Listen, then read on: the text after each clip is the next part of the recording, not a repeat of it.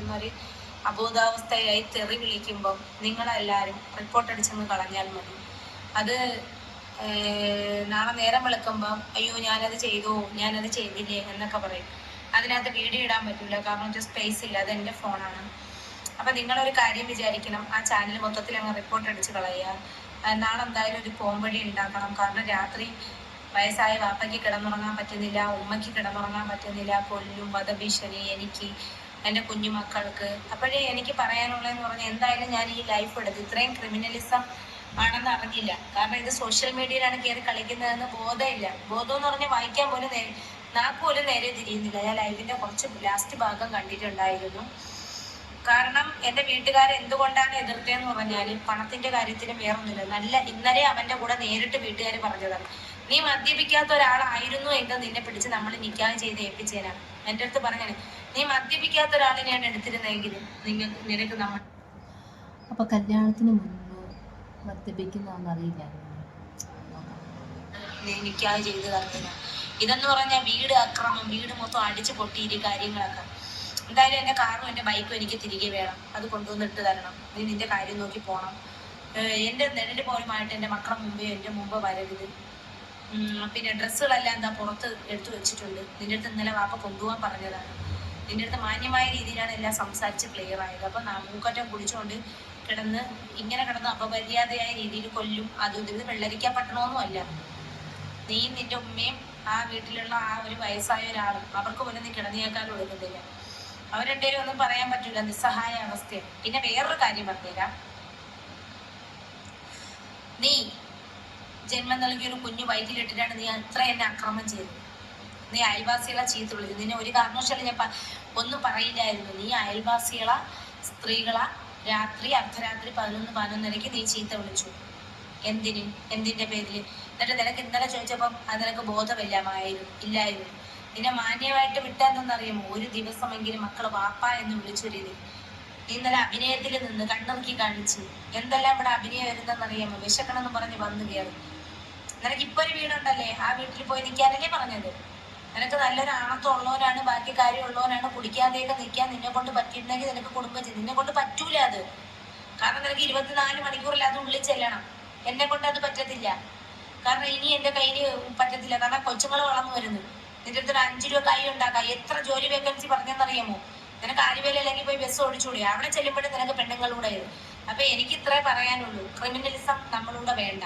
ഞാൻ ഈ നാട് വിട്ട് നിന്റെ ഈ ശല്യം കാണണമെങ്കിൽ ഞാൻ നാട് വിട്ട് ഞാനും മക്കളും എങ്ങോട്ടെങ്കിലും പോകും.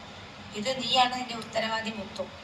ഷാനാണ് നിന്റെ ഉത്തരവാദി മൊത്തം. കാരണം എന്ന് വെച്ചാല് നീ നാട്ടുകാരെ മൊത്തം ഒന്നടങ്കം അസഭ്യം പറയണം. ഉമ്മാരെ, അമ്മേരെ, നിന്റെ ഫാമിലി അങ്ങനെ ആയതുകൊണ്ടാണ് നീ ഇങ്ങനെ പഠിച്ചു പോയത്. കോളനി സംസ്കാരം നിന്നെ ഞാൻ നല്ല രീതിയിൽ സംസാരിച്ച് കൊണ്ടുവന്നതാണ്. നിനക്ക് എന്ത് പറഞ്ഞാലും 1-2 അമ്മയും അച്ഛനെയും പറയുക. പലതവണയും ഞാൻ പറഞ്ഞിട്ടുണ്ട്, പബ്ലിക് പ്ലാറ്റ്ഫോമിൽ കയറി കിടന്ന് ഇങ്ങനെ പറയരുതെന്ന്. എന്തായാലും എൻ്റെ ചാനൽ നെയിം മാറ്റിയിട്ടുണ്ട്, നെജ്ല മസ്റൂറ. മസ്റൂറ എന്നുള്ള പേരായിരുന്നു. അപ്പൊ എല്ലാവരും നെജ്ല എന്നൂടെയാണ് അറിയപ്പെടുന്നത്. അപ്പൊ ഞാൻ ഇപ്പൊ തന്നെ പേര് മാറ്റി. കാരണം ഇനി അപ്പൊ പേര് മാറ്റിയതിനെ പറ്റി എന്തോ പറയാൻ വന്നുണ്ട്, ചാനൽ റീച്ച് ആകുന്നതിൻ്റെയോ. ചിലപ്പോൾ ഇവരുടെ ലക്ഷ്യം റീച്ച് തന്നെ ആയിരിക്കും. അതായത് നോക്കാം. നെജ്ല ഇല്ല, നെജ്ല മസ്റൂറ കിടക്കട്ടെ. എനിക്കൊരു പെൺകുഞ്ഞല്ലേ ഉള്ളൂ. അപ്പം നെജ്ല മസ്റൂറ എന്ന് പറയുന്ന ചാനലിലൂടെയാണ് കണ്ടത്. എൻ്റെ വാപ്പാരുടെ അടുത്തൊന്നും കൊല്ലോന്ന് അവൻ പറയൂല. പോത്തിനാർത്ത കത്തി അവിടെ ഇരിപ്പുണ്ട്. പിന്നെ പബ്ലിക്കിൽ പറയാണ്, നീ എന്നെയോ എൻ്റെ കുട്ടികളെയോ എന്തെങ്കിലും ചെയ്യാൻ നിനക്ക് ജുമൈലായ നീ ചെയ്തിങ്ങനെ ഇട്ടു. ഓക്കെ, അവർ മലപ്പുറക്കാരായത് സ്ട്രോങ് അല്ലാത്തത് കൊണ്ട് അവരൊന്നിനും ഇറങ്ങിയില്ല.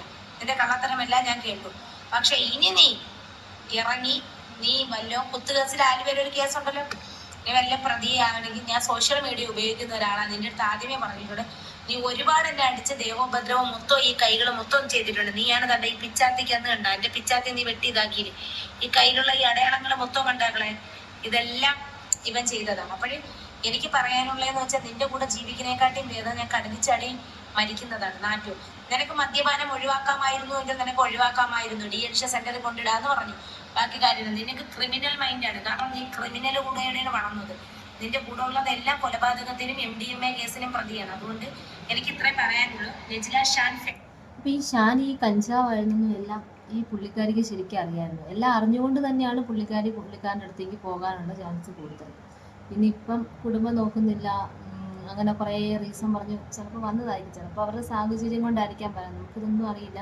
ഇനി കുറച്ച് കഴിയുമ്പോൾ ഇതൊക്കെ മാറ്റി പറയുമെന്ന് അറിയില്ല. ഏതായാലും കണ്ടത് ഫാമിലി എന്ന് പറയുന്ന ആ ചാനൽ എല്ലാവരും റിപ്പോർട്ട് അടിച്ച് കളയുക. ആ ചാനൽ ഇല്ല, വേണ്ട എന്നാണ് ഞാൻ പറഞ്ഞത്. കാരണം എന്ന് വെച്ചാൽ കുടിച്ചാൽ ഇപ്പം നിങ്ങൾ ഒരു വട്ടം കോണ്ടാക്ട് ചെയ്തെന്ന് വെച്ചോ ഈശാന്, നിങ്ങളെ നിരന്തരം വിളിച്ചുകൊണ്ടിരിക്കും. അപ്പോഴേ പബ്ലിക് പ്ലാറ്റ്ഫോമിലാണ് ഇത് കളിക്കുന്നതെന്ന് അയാൾക്കൊരു ബോധവും ഇല്ല. പക്ഷെ കേൾക്കുന്ന നമുക്കൊരു മാന്യതയുണ്ട്. അപ്പം എൻ്റെ ചാനലിൻ്റെ പേര് മാറ്റിയിട്ടുണ്ട്, നെജില മസ്റൂറ എന്നാണ്. അപ്പം ഇൻഷാ അല്ലാ നമ്മൾ വീഡിയോ ഇട്ട് വരും. പിന്നെ എന്നെ കൊല്ലുകയാണെങ്കിൽ ഇവൻ തന്നെയാണ് ഉത്തരവാദി. ഞാൻ എടുത്തത് കൊണ്ടാണല്ലോ ഇവൻ ഇങ്ങനെ ആയത്. ഞാൻ ഒരിക്കലും അവൻ്റെ പെണ്ണല്ല ഇനി. കാരണം നാറ്റാവുന്നതിലപ്പുറം നാറ്റി അവനെ എടുത്ത് അവൻ്റെ മുഖം ഒന്ന് നോക്കിയാണ് ക്രിമിനൽ മൈൻഡ്. അവൻ്റെ ഉമ്മയും അവൻ്റെ ആ വാപ്പയൊക്കെ പേടിച്ചാണ് ഇവിടെ കിടക്കുന്നത്. അപ്പം എനിക്ക് ഇത്രയേ ഉള്ളൂ, ഇങ്ങോട്ട് കളിക്കാൻ നിൽക്കണ്ട. വാപ്പ എല്ലാവരും ഉണ്ട്. ഞാൻ എന്തായാലും നാളെ സ്റ്റേഷനിൽ പോകുന്നുണ്ട്. കല്ലമ്പല സ്റ്റേഷനിലും എൻ്റെ കാക്കായാണ് ഇരിക്കണ ഇർഷാദ. കാക്കാരിലും ഒരു പെറ്റീഷൻ കൊടുക്കുന്നുണ്ട്. അല്ലെങ്കിൽ കാക്കപ്പം അവിടെ നിന്ന് മാറിയാന്തോ എനിക്കറിയില്ല. ഞാനിപ്പം അവരുമായിട്ടൊക്കെ ടച്ചില്ല, ആരുമായിട്ടൊരു ടച്ചും ഇല്ല. അത് നോക്കണം, അതിനും കൊടുക്കണം. ഇവിടെ പള്ളിക്ക് സ്റ്റേഷൻ പരിധിയും കൊടുക്കണം. കാരണം എനിക്ക് കിടന്നുറങ്ങണമല്ലോ. എന്തായാലും എൻ്റെ കാറും എൻ്റെ വണ്ടിയും കുറച്ച് ബാധ്യതകളുണ്ട്. അങ്ങോട്ടും ഇങ്ങോട്ടൊക്കെ പറഞ്ഞ് ഇതാക്കി അവൻ്റെ കാര്യം നോക്കി പോട്ടെ, ഞാൻ എൻ്റെ കാര്യം നോക്കി ജീവിച്ചോളാം. ഇനി മേലെ എൻ്റെ ഒരു കാര്യത്തിന് നീയോ നിൻ്റെ ഉമ്മയോ നിൻ്റെ ഫാമിലിയോ ഇടപെടാൻ പാടില്ല. നിനക്ക് വേറെ ഫാമിലിയൊന്നുമില്ല. നീയോ നിൻ്റെ ഉമ്മയോ അദ്ദേഹം ആ കിളവൻ വന്ന് എല്ലാ കാര്യങ്ങളും മുന്നേ നേരിട്ട് പറഞ്ഞതാണ്. വീടിനകമൊക്കെ കൊടുവാലിന് വെട്ടി പൊട്ടിച്ചെന്നും ജനലുകൾ പോണേണെന്നും മഞ്ജുമയില എങ്ങനെ ശരിയാക്കി നോക്കുക. അപ്പോഴേക്കൊന്നും ഞാൻ നിന്നെ വിശ്വസിച്ചില്ല. പക്ഷെ ഇപ്പം ഞാൻ എല്ലാം വിശ്വസിക്കുന്നുണ്ട്. ഞാൻ ഇപ്പോഴും പറയുന്നുണ്ട്, എനിക്ക് പറ്റത്തില്ല നിൻ്റെ കൂടെ ജീവിക്കാൻ. ഇനി പറ്റത്തില്ല. കാരണം നീ കൊല്ലുമെന്ന് പറഞ്ഞാൽ കൊല്ലും. എനിക്ക് പേടിയാണ്. മക്കളെ ഞാൻ വളർത്തിയെടുത്തോട്ട് എന്നെ ദയവേത് ഒന്നിൻ്റെ പേരിൽ ഞാൻ സോഷ്യൽ മീഡിയ വേണം. നിൻ്റെ ഫോൺ കോൾ ഞാൻ അറ്റൻഡ് ചെയ്യില്ല. ഒന്നിൻ്റെ പേരിൽ നീ എന്നെ വിളിക്കരുത്. ഓക്കെ? നീ ഉമ്മയും സഹോദരങ്ങളെയും പെങ്ങന്മാരെയും എല്ലാം ചേർത്ത് പറയുന്നവരാണ്. അതുകൊണ്ട് എനിക്ക് നിൻ്റെ കൂടെ വിവരമില്ലാത്ത സംസ്കാരത്തിൽ എൻ്റെ കുട്ടികളെ ഭാവി വരെ തൊലച്ച് തന്നു. ഇത്രയേ ഉള്ളൂ. അസ്സലാമു അലൈക്കും.